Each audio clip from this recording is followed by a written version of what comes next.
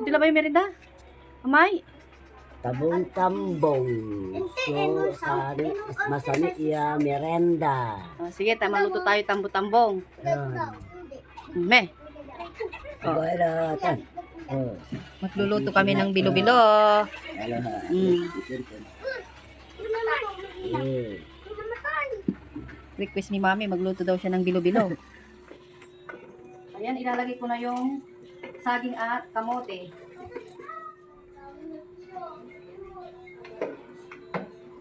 Ano guys, yung tubig niya, yung pangalawang gata. Ayan, pakulaan natin ito.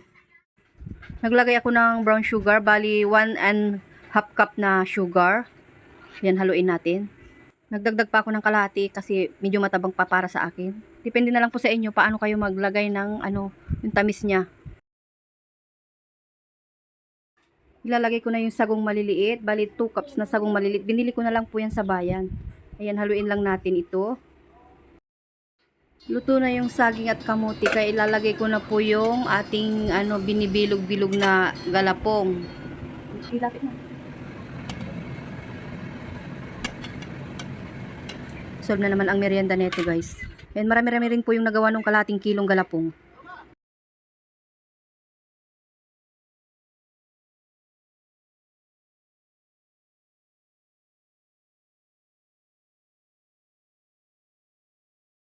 Meron ako ditong sesame seed guys. Ayan, ilalagay ko siya para bumango. Optional lang ito kung gusto mo lang.